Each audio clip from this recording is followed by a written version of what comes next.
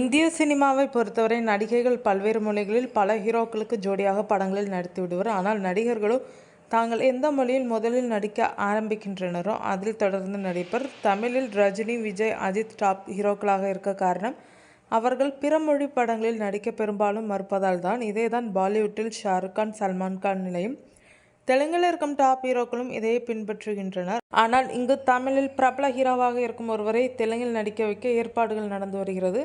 தெலுங்கு திரையுலகில் பெரிய நடிகராக வலம் வரும் சிரஞ்சீவி சமீபத்தில் டாக்கு மகாராஜா என்கிற படத்தில் நடித்திருந்த அவர் அதன் பிறகு பாபி என்கிற இயக்குனர் இயக்கும் ஒரு படத்தில் நடிக்க கமிட் ஆகியிருக்கிறார்.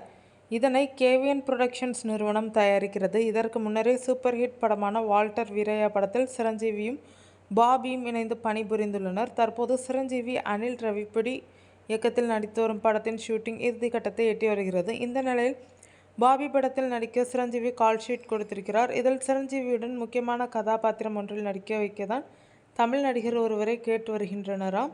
பருத்திவீரன் படம் மூலம் அறிமுகமான கார்த்திக்கு அவரது திரை வாழ்க்கையின் ஆரம்பத்திலேயே நல்ல நல்ல பட வாய்ப்புகள் அவரை தேடி வந்தன. அதை சரியாக பயன்படுத்தி கொண்ட அவர் இப்போது பிளாக் பஸ்டர் படங்களை கொடுக்கும் ஹிட் ஹீரோவாக மாறிவிட்டார்.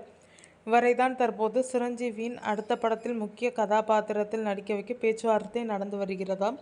இந்த படத்தில் நடிப்பதற்காக நடிகர் கார்த்திக்கு பெரிய தொகையொன்று சம்பளமாக பேசப்பட்டிருப்பதாக கூறப்படுகிறது. இதில் பாலிவுட் இயக்குனர் மற்றும் நடிகர் அனுராக் கஷ்யப்பும் முக்கிய கதாபாத்திரத்தில் நடிக்க இருப்பதாக தகவல் வெளியாகியிருக்கிறது.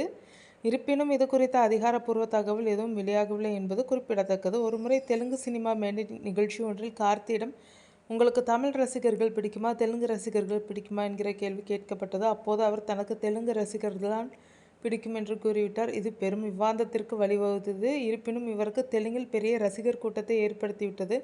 1000ல் ஒருவன் படம் வெளியான சமயத்தில் தமிழை விட தெலுங்கில் நல்ல ரெஸ்பான்ஸ் இருந்ததால் அந்த மன வருத்தத்தில் தான் அப்படி கூறிவிட்டதாக கார்த்தி பின்னர் விளக்கினார். இதுவும் அவருக்கு தெலுங்கு சினிமாவில் நிறைய பட வாய்ப்புகள் வருவதற்கு காரணமாகும்.